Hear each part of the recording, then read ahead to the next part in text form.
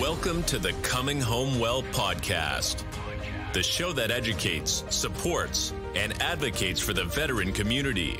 Your host, Dr. Tyler Piron, U.S. Army retired, will bring you exciting conversations with amazing guests about resources, research, and military history, all geared to helping our warriors to come home well. Here's your host, Dr. Tyler Piron.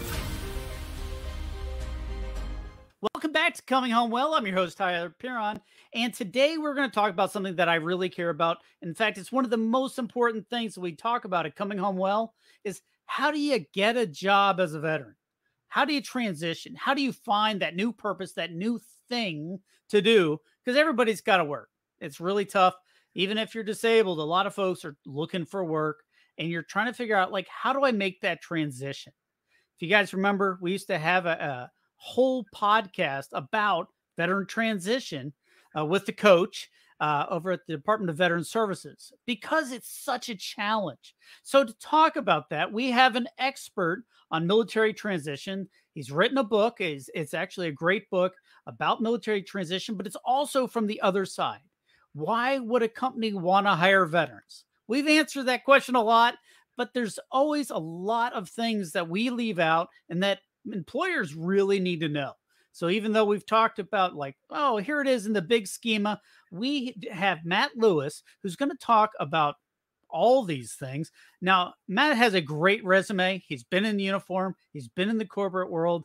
And about 10 years ago, he said, hey, you know, my life's purpose is going to be helping veterans transition and that whole transition space. But rather than me tell it, welcome Matt to the show. Thank you so much for joining us and telling us about veteran transition. Oh, Tyler, my pleasure. Thank you for having me. Really, the honor is mine. I look forward to the conversation. So tell us, what's your background? How did you get involved in this very somewhat esoteric topic? Well, I wouldn't call it that. I think probably most of the people listening share a similar background in that you're either a veteran or you know veterans and are have a concern for them. Mm-hmm. I guess I'll dive right into how my life's purpose has evolved better part of the past decade. And to do that, I'll touch very briefly on my own personal story. I commissioned as a second lieutenant out of West Point way back in the early 90s, served on active duty as an armor officer for 5 or so years, stayed in the reserves for another 16 plus. Transitioned into the corporate world via graduate school. That was kind of my transition vehicle. And then did various stints around the corporate world. All told, about 25 years in a uniform of some sort, 25 and counting in the corporate space. But about a decade ago, really started to pivot with a focus on what I saw as a real root cause, preventing veterans from successfully transitioning, and frankly, preventing employers from realizing the benefits of this incredibly valuable talent pool that they have available to them, but know very little about. And so that determined my pivot to focusing on eliminating what I call a civil military divide in the country. And that work has taken on 3 main forms. You mentioned my first book. Viewers may see it over my shoulder there. I'll hold up. Mission Transition. Has lots of stickers. Most awarded book of its kind. It's a practical guide to help service members find full employment and optimal career fields. I'm very proud of its reception in the marketplace and how it's been received. But that's only half the divide. The second half is addressed by my second book, which comes out on Labor Day, called Hiring Veterans. It's a practical guide for organizational leaders. I use that term agnostically and purposefully because, yes, it's not just corporate leaders, large and small companies. It's academic organizations. It's governmental organizations. Anyone could take advantage of this approach and leverage veteran and military spouses.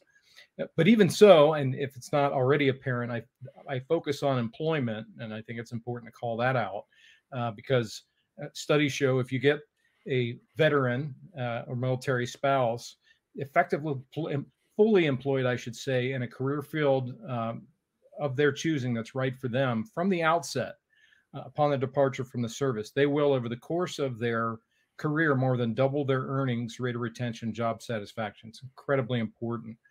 I won't go too far down there as to how. That's what the book's all about.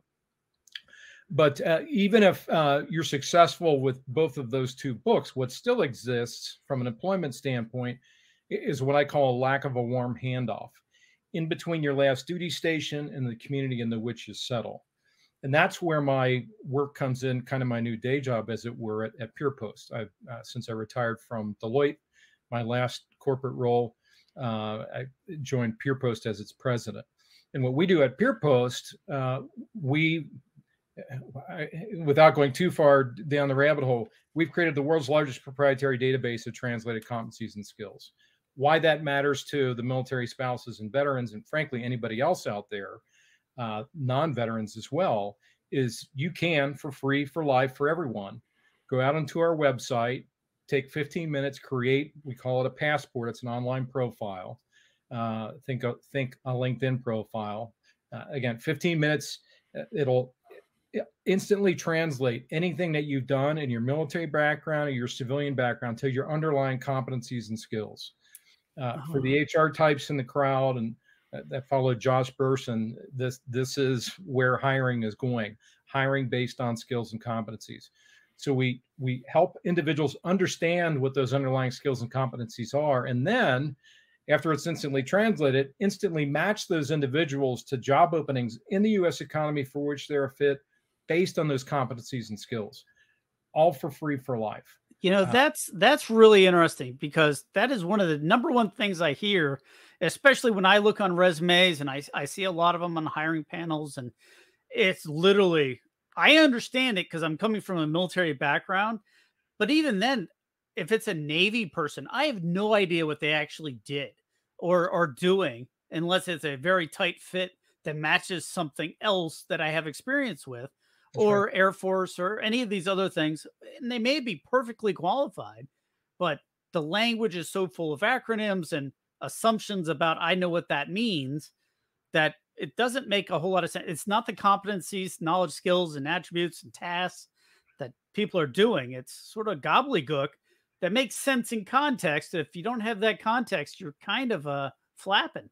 Yeah, that's right. I mean, I'm an Army guy, and just as you said, I didn't serve in the Navy, so it would take me a little bit of research. Again, I kind of know some of the general terminology, but to know in depth what a particular MOS or AFSC or NEC code did while serving in the military, I would need to do a little bit of research.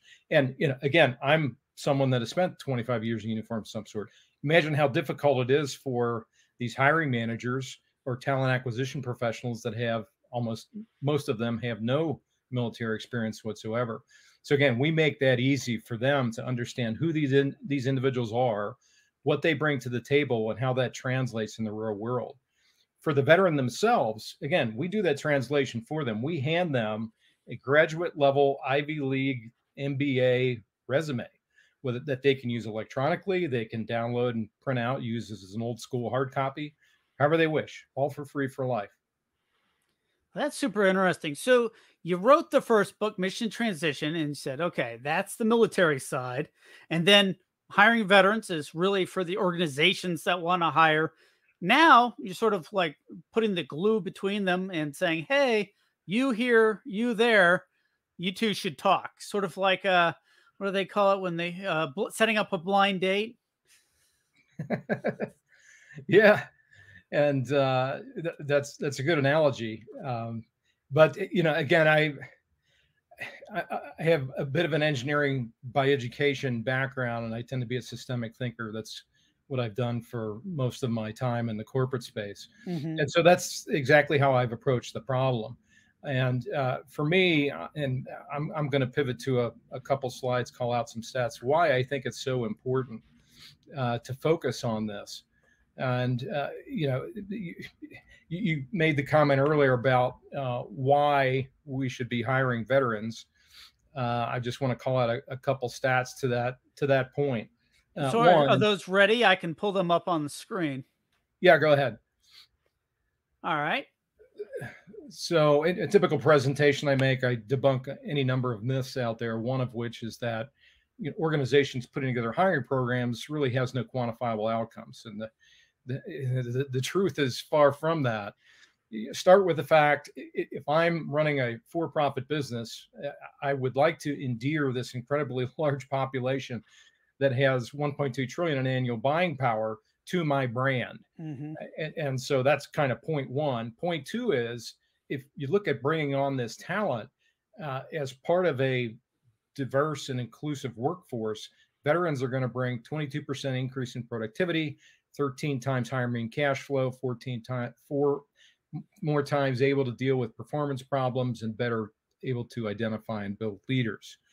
And if that weren't good enough, another myth out there is, I really don't need to bother with hiring veterans because it has no direct impact on national security. Again, fact of the matter is, if today's veterans, and by the way, this is exactly what we're seeing with today's recruiting numbers, which have been awful. I just published Horrible. online They've today. been in the tank.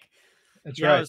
I was talking to a TRADOC, Training and Doctrine Command, and they're having a whole working thing on how do we fix recruiting. And I'm like, well, that's a great question, because it's a challenge out there. That's right. I just submitted an essay to the Modern War Institute at West Point. I saw that where they were calling for papers. That's right. Yeah, I was thinking about writing one, but somebody's already written it, I'm sure. And I also just published online today an article on this topic. But the fact of the matter is, if veterans aren't seen by today's 16, 17-year-olds, tomorrow's potential recruits, if veterans aren't seen as having successful employment outcomes, why would they, as 16, 17-year-old, raise their right hand and enlist? And I think that's part of what they're seeing. And then the other point is, if veterans aren't hired, guess who pays the unemployment bill? It comes straight out of the Department of Defense, who pays unemployment insurance to the states. And that number has varied over the past decade plus, but going back to the really bad days around 2012, DOD was shelling out close to $1 billion a year. And by the way, those funds come directly out of DOD's operating budget, which takes funds directly from funding that would otherwise be spent training the troops. So it's incredibly important. So these are easy stats. I mean, obviously we know it's the right thing to do. And if you hire somebody that can show up on time and in the right uniform, whatever that uniform happens to be, it could be work boots and coveralls, you're halfway to fight. I mean, I have friends in the civilian sector. I work for the government, in full disclosure, but I have friends that, run big, successful businesses, and they say it's really hard, and they go out of their way to go find veterans because they know they'll at least show up. And that's sometimes like a big deal, especially in the trades. Oh, yeah. I mean, that's kind of, from a military standpoint, it's table stakes, but that really holds some value in the real world, as it were. Just the basic things of being used to showing up on time, coming from a drug-free environment, and having some basic discipline. And I want to be careful with my comments. I don't mean to imply an us versus them dynamic there. Sure. Fact of the matter is, we as former service members coming into the real world are the ones to need to assimilate into their cultures. And therein lies a ton of challenges, because there's multiple dimensions of the culture, and those cultures will vary depending on the organization that you go to, that you all have to tackle simultaneously. And all the more reason to do the kind of two key things that I call out in both books, frankly. One is to immediately get engaged with your peer group, your tribe, as I like to say, your fellow veterans. One, they know who you are, where you've been, what you can do. Two, they can give you the inside scoop on all the various dimensions of that culture to help you assimilate as quickly as you can the organization. And that assimilation involves networking with the non-veterans and those non-educated about who you are, what you bring to the table. The faster that you can do that, the more likely you're going to be successful to assimilate within that organization.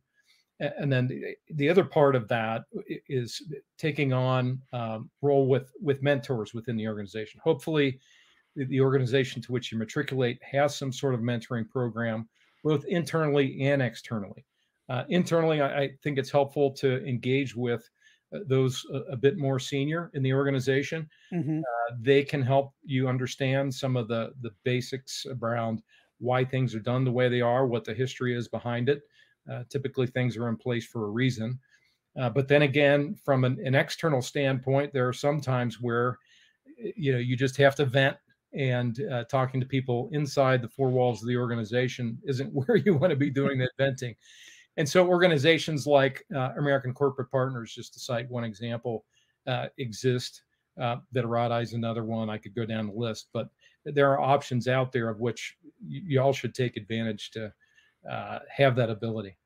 It's an interesting conundrum. And I love the fact that you use, find your tribe and find your purpose. That's something we talk a lot. Is when you're in service, you have that tribe.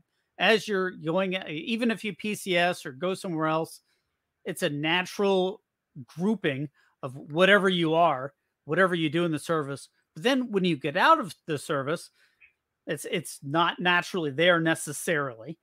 So once you find that position, and there's a lot with hiring that we'd have to talk about, but you're in that corporate environment and you're trying to learn the lingo, trying to learn the ropes. You're coming in just the same as if you're day one basic training, OCS, whatever your entry process was. It's a whole different world. And so getting that mentor internally and externally is a great advice. But how do you find those people? How do you know who to talk to? Well, I think one of the more important things, direct answer to your question, is to self-identify. Many times veterans, first of all, don't think of themselves as veterans. They hear the word and they think of people walking around in funny hats. Fact of the matter is, with a few exceptions, depending on how technical you want to get with the VA's definition, if you served in the military, you're a veteran.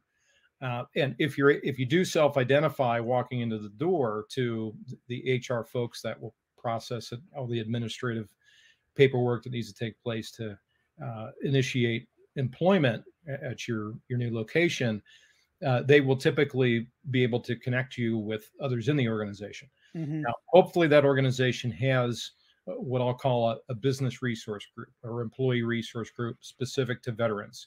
Therein is your tribe. And to the extent the organization has that, I would get directly engaged there. And then again, hopefully there's a mentorship program that accompanies that as well. Although I'll say, just to cite a few more statistics, there's a lot of work to be done here. And that's in part why I wrote the second book, Hiring Veterans, just to throw some statistics out there. Let me start with the really bad one, which is small organizations. And if I believe what the U.S. Chamber tells us, small businesses make up 99.5% of the businesses in this country. Yeah, it's actually going through that thought process. I'm like, yeah, that might be at a big corporate, the big companies, but when it's 20, 30 people, they probably don't have various affiliation groups. Well, you'd be surprised. And the book highlights case studies, much as the first book highlight cases of individuals, the second book highlights case studies of organizations. Okay. Both large, small, academic, government, et cetera. Trying to cover the waterfront to illustrate that these programs and processes and approaches can be implemented anywhere.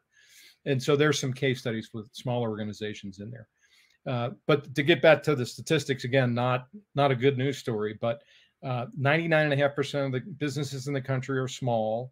90% of them purposely do not hire veterans. So on the small business front, huge opportunity for upward growth, productivity, competitiveness, everything that we know veterans bring to the table and can enable if they're effectively assimilated into the workforce.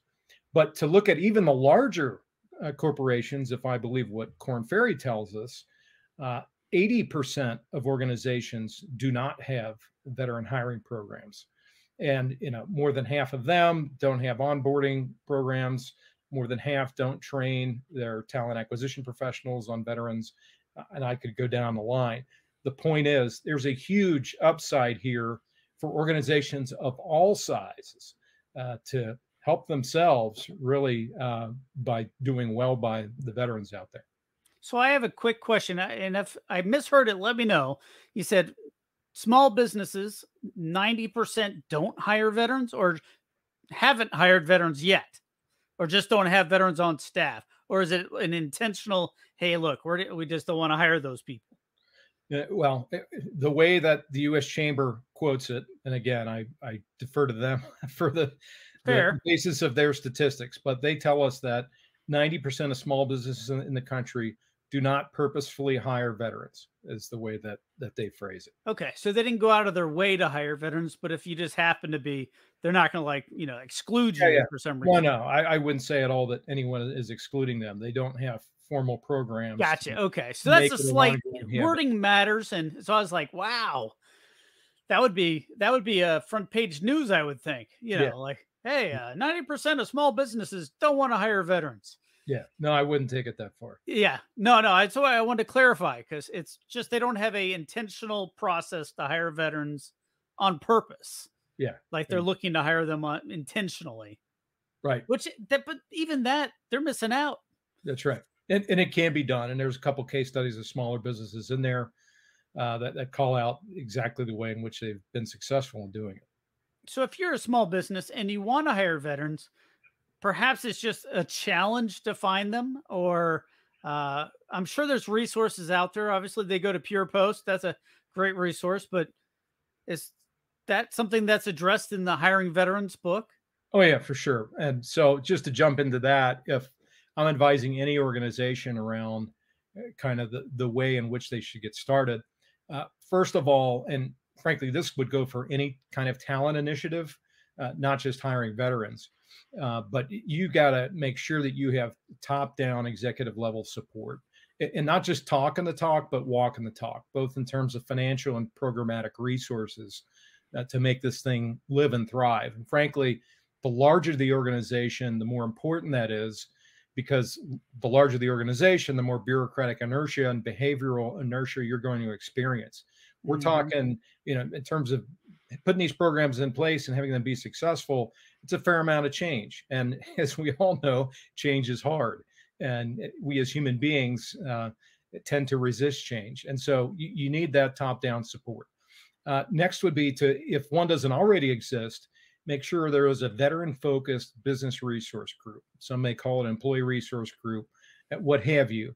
But this group, this tribe, if you will, this peer set that will enable the individual veterans to come in and socialize and more rapidly assimilate. And then if you think about the networks within an organization in terms of concentric circles, if they start with that innermost tribe, that tribe can help them get connected with others in the organization that understand who veterans are, what they do, what they can bring to the table. And they in turn can help the balance of those in the workforce that don't have that understanding. So again, the more quickly that they can get integrated with those groups and network through across those concentric circles, so much the better.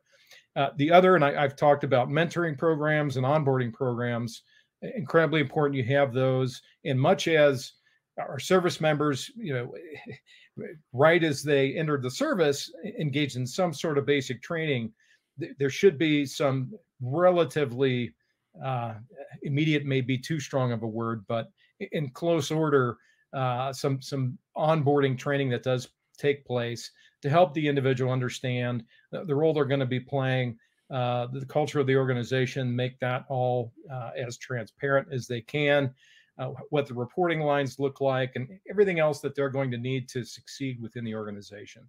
And if that can't be done in person, certainly do it online. And then just a couple other things I'd highlight. One, for the organization itself, please make sure that there's a direct link between your strategic goals as an organization and the goals for this veteran support program, this veteran hiring program. You want to make sure that whatever you're doing with this initiative is ultimately moving your needle, be it top line or bottom line at the end of the day. If it doesn't, why bother? And it's another way of holding this program accountable. And as I would say, or as I tend to say, see how successful it's actually going to be, because I believe it will if it's done well. And then the last thing I'd highlight, it's just kind of a caveat, if there are those organizations out there that are contractors or fulfill the requirements of being a federal contractor, there's a number of compliance issues with which they need to deal. So making sure that their compliance with the Office of Federal Contract compliance program, and everybody, frankly, would need to comply with USERA, VEVRA, ADA, FEMLA, et cetera. The HR professionals out there know exactly what I'm talking about. This is no surprise. You brought up some interesting points, especially with the reserves. That's always been the biggest concern I've heard from employers is, hey, I hire somebody who's in service, they're in the reserves. And especially over the last 20 years where people were deployed a lot, especially the reserves and National Guard. It's no longer, 2 weeks in the summer and 1 weekend a month. I don't know any of my friends that are in the reserves that don't work 20, 30 hours a week in their reserve capacity. Yeah. Plus deployments. That's right. How do you square that circle with, like, hey, we want to hire you, but we also don't want you going 6 months to a year every other year? Yeah. So part of putting that program in place is doing a number of things. One, make sure that I'm trying to remember the name of the organization, Employment Support of the Guard and Reserve, ESGR. All organizations should be privy to that.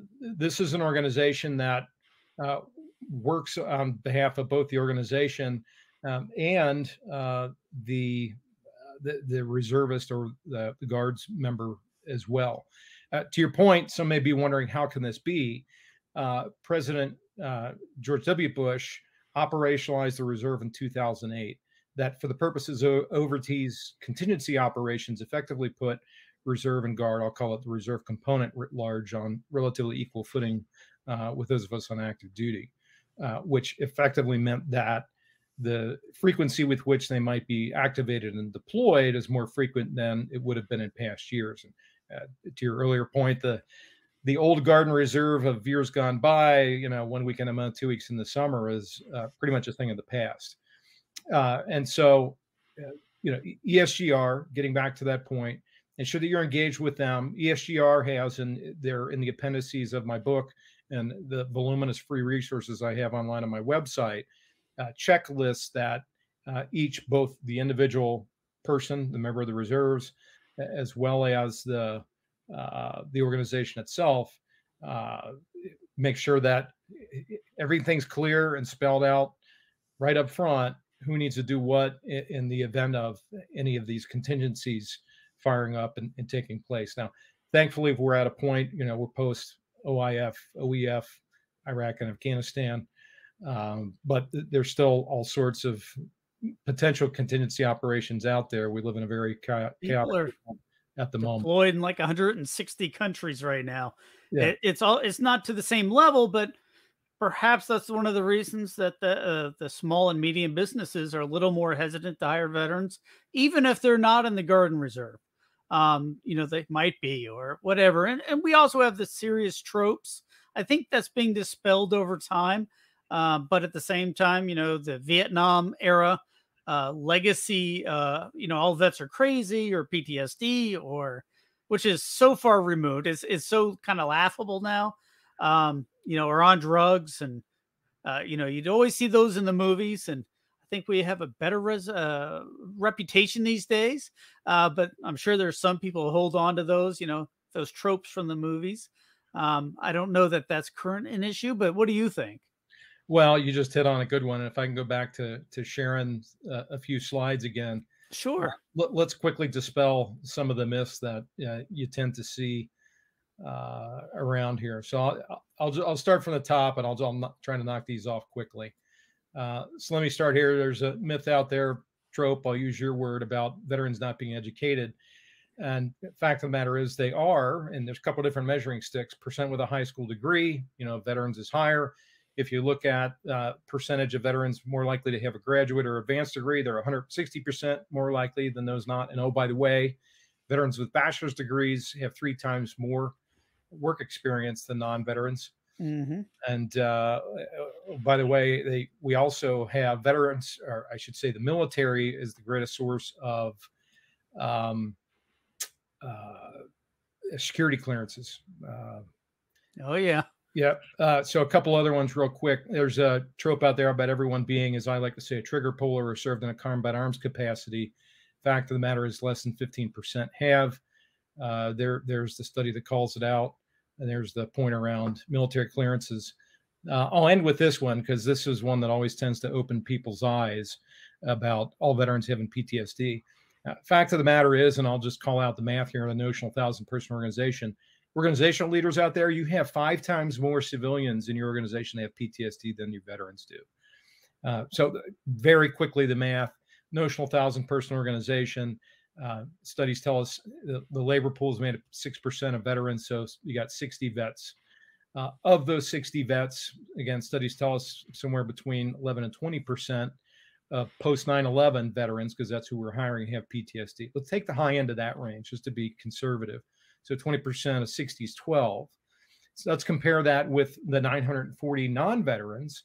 The civilians have PTSD as well. I mean, they have And a greater recognition of it these days than ever, probably because all the veterans talking about it. That's right. And so let's take the low end of that range again to be conservative and make the point. 7% of the 940 is 66. That's more than 5x of your veterans with PTSD. And these are treatable conditions as well. It's not like anyway. I'll stop sharing. So the idea is that these things exist in the regular population as well, and veterans are increasingly overeducated. I'd almost say I'm overeducated because the government paid for all my education and paid me to go. Whereas if you're a civilian, you're paying, you got student loans, etc. Not that many organizations, I won't say nobody, very few organizations are willing to make that investment long term in undergrad, a master's, a doctorate. Whereas the military, that's very common. To go, okay, undergrad, master's, not always a doctorate, but very advanced studies, and sometimes multiple. I know many military members that have multiple masters because, as they bounce from one assignment to another, they needed some more education to fulfill that role. And so we said, yeah, let's send them for a year and get another master's. That's right. So yeah, that's a very good point. Ivan Denton, who runs Department of Labor's vets program, is fond of making the statement about just how much money the DOD spends on educating people. He'll call out a career military person in the room and make the point. Department of Defense easily spent $2 to $3 million in educating and training you over the course of your career. Oh, absolutely. So for education and training. When you think about what individuals do, I mean, let's just call out an extreme example with, the pilots that are out there and the cost of that equipment, the training to put them on, and the education that they would need to function, especially as they grow in the rank structure in the military. Oh, absolutely. And it's expensive, and they're like, oh, it's a little bit different. The military folks are very well educated these days. Even on the enlisted side, once you start hitting about the E7, E8 rank, it's almost rare nowadays to find somebody who doesn't have a bachelor's degree at a minimum, and very often much more than that. So I'm sure you talk a lot about that more in your book and mission transition. I'd be neglectful if I didn't mention your website, MatthewJLewis.com. Don't worry, we'll put it on the socials. So if you're listening in your car, you don't have to write it down, but definitely go check it out. And you said your book is coming out in Veterans Day, and that is the Hiring Veterans book. It's actually coming out on Labor Day. Labor Day. Okay. So I was thinking Labor Day right around the corner, and I said Veterans Day, but that's kind of a ways away. We're on a theme here, talking about veterans. So that's where I was like, it must have just clicked. So I've asked you a lot. Is there any, actually I do have one other question. You talked about the civil military divide. That's right. Do you think that's grown? Could you define it? What does that mean? But also, do you think it's grown? Do you think it's shrunk? Do you think it's just morphed? Where do you think we are with that? Yeah. So if I can go back to sharing some slides again, I'll talk you all through this. I don't mean to keep stealing your slides, but I thought we were done. No. This is it's a great point, and frankly, it's a wake up call for those of us in uniform that haven't pondered what it truly entails. So, just a real quick definition. I'm going to rip through some slides just to highlight what's going on here. Here's bottom line up front. Here's the definition: wide divide between a nation and those who serve her, characterized by issues on multiple dimensions, driven by root causes on and exacerbated by opposing attitudes on both sides of the divide. Bottom line, it drives a fundamental disconnect between what veterans expect of employers and what employers expect of veterans. So let's get into some stats just to spell it out. Bottom line, veterans make up less than half the percentage of the U.S. population they did a generation ago. And that trend at the bottom right is going to continue. And the bottom right is for the folks that it can't watch, is basically the number of U.S. veteran percentage of the population. Just it's going down. We used to have, tens of millions of people in uniform, World War II. And over time, as people get older, the number of veterans is going down from 16% back in 1980 down to 7.3% in 2017. There's fewer and fewer veterans, and fewer people are serving. Yep, and it'll be a third less in the coming decade. It's a simple matter of the U.S. population continuing to grow while the population of those of us serving is relatively stagnating. A few other stats to throw at you. Elected leadership in the country that have any veteran experience whatsoever is at a historic low. The typical statistic, less than 0.5% of the American public has served on active duty any time post 9/11. Here's one. Again, we're talking about the workforce here. Literally half, if you consider retirement age to be 65, half of veterans are beyond retirement age. And there's been a 90% drop of CEOs in large publicly held corporations that had any military experience whatsoever. That percentage is now at about 2.5%, if you believe what the Wall Street Journal tells us. Yeah, I believe it. Flip that around. If you're coming out interviewing for a role at a certain level, there's better than a 97% chance the person sitting across the desk from you has no idea who you are, what you've done, what you can do. Let's look simply at where folks live. What I'm showing on the screen here, for those that can't see it, is a heat map, density of the U.S. population versus density of the veteran population.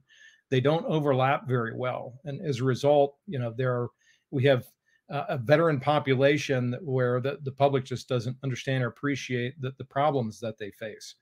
At the end of the day, we've got, on an annual basis, about 200 folks matriculating into the civilian sector annually. 70% are short of retirement without a pension, and half of whom say they aren't prepared for that. And so what's the upshot of all of this? We got more veterans coming out whose elected leaders don't represent them, whose corporate leaders don't include them, whose population doesn't look like them or even live nearby them, whose employers don't understand them, and for which they're unprepared. Employers, while they're incentivized, there's work opportunity tax credits and other things like that, they typically, as we've talked about earlier, don't have effective programs to identify, hire, and retrain vets. And they face the challenge of doing so, especially if you're a for-profit enterprise with an ever-shrinking minority of their workforce in the face of constantly shrinking budgets. So what does this result in? And this is the last slide, just in answer to your question. More than half of separating post 9/11 vets are going to be unemployed on an average of 22 weeks. Almost 2/3 of their first jobs are not in their chosen career field, and they job hop. They go from job to job to job.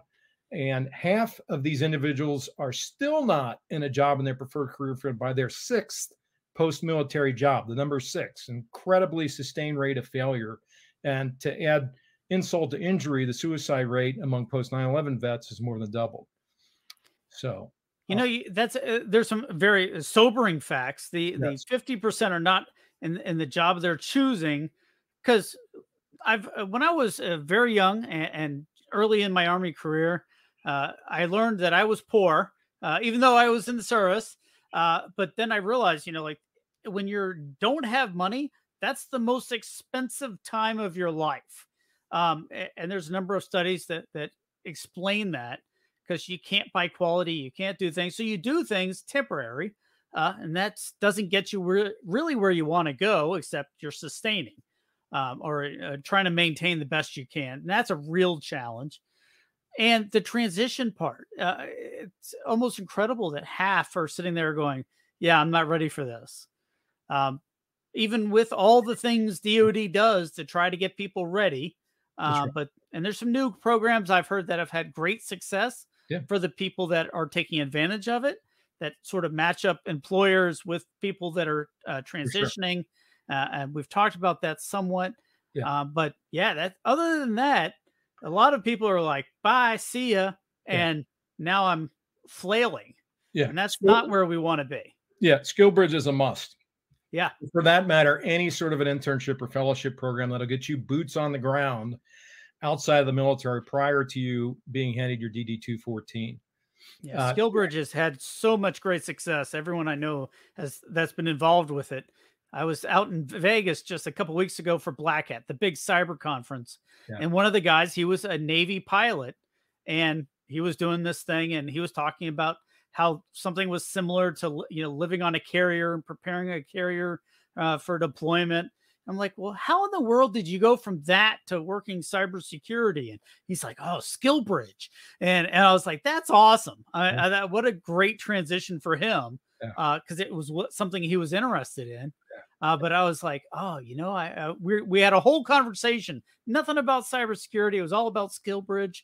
But what a great program. Yeah. No, to pull a string on your earlier comment, you're absolutely right about Skillbridge. Earlier comment I made, you had made around all these resources being thrown at this problem, this challenge. And I agree. But at the same time, I understand why it's still not what it should be. And pardon the metaphor here, but if I'm the CEO of the Pentagon and I have limited capital to allocate, which I do, is it going to go to beans and bullets and mission, or is it going to go to helping people successfully matriculate out of my organization? Right. And that's forever the conundrum that'll be faced. And I don't want to be pessimistic. And I've written papers and continue to push them to do well by folks, because in the long term, what I just illustrated was short-term thinking. The long-term thinking, in my view, would be to help these people successfully find full employment and optimal career fields when they get out. They will have good news stories to tell. Those stories will be heard by the 16, 17-year-olds out there that are tomorrow's recruits and will benefit the service in the long term. We won't see these declining numbers as we do, whereby the Army has physically had to reduce the force.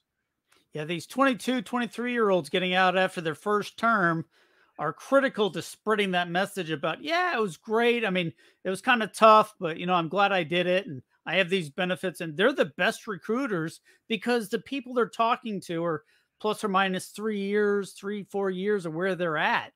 And so they can see them. It's not, these graybeards like us, the old guys going, oh, yeah, it was great back in my day. Okay, Gramps. But the kids that are out there that are just getting out, that first term Marine, the Marines have always had a great success recruiting, but they also turn over like 80, 90% of everyone, after their first term. They've, it's not a career as much as it is a term of service. Right. And that's how they built their model. And it works well for them. It also helps they're a lot smaller. But that's what works, is they see that success. Yeah. And beyond the benefits, which are great, a lot better than when I left active duty back in the day. GI Bill I'll call out as just one example.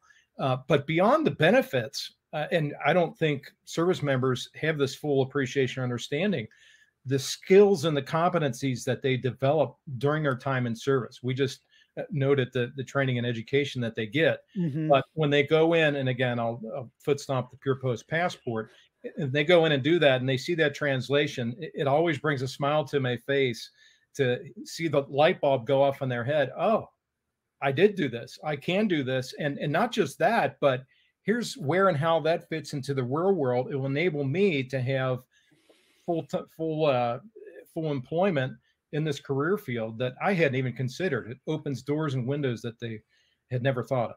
Yeah, a great plug for Pure Post. I'll make sure we post it on the socials. Go check it out. I have not checked it out myself. That was on me. I was focusing on the book. So I'm going to go check it out, because I'm always curious to how does that translate? Is there a better way to say something? How do you describe X and make it clear? because sometimes I think it's clear and the other person reading is going, I have no idea what you're talking about, Tyler. So, go check it out. We've been talking with Matt Lewis, who's one of the great folks doing all sorts of things to help veterans. Matt, before I let you go, I'm going to ask you, what should I have asked you about but didn't? Well, I'll kick out a couple things. First, I would point people, if they're not already familiar with my website, to check it out, just to highlight some things out there. For the first book, Mission Transition, a quarter of the original manuscript is all out there for free. I've created a series of 21 video courses, all out there for free, that pulls both from the book and those resources. For similarly with hiring veterans, there's even more resources than the first book that are out there to support the second book. Created an e-course or a workbook for Mission Transition as well.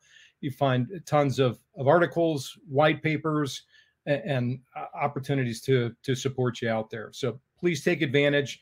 Organizational leaders, to the extent that I can be helpful in helping you establish programs to bring on these veterans and military spouses. And I would tell you, yeah, it's great to be a patriot, but there's no need to go there. If you simply act selfishly and serving your role in a capital in our economy, capital environment, yeah, that's right. In our economy, it's all going to work out well. That is probably the best argument. Is you don't have to do it out of patriotism. You don't have to do it for any other reason than you're trying to hire good people that'll do the job well. That's right. Boom. A known entity is always better. That's how most things work in life. I know somebody that knows somebody.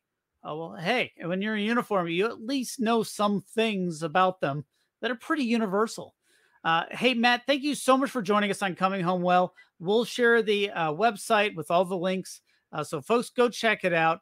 I'm really looking forward to the book coming out. I don't have my hands on a copy yet, but if you're a part of an organization or do hiring or are involved in any sort of things that are related to that, go check out the book. Or if you're just curious to see what the other side as an organization is looking for, go check that out as well. Matt, thank you so much for joining us on Coming Home Well.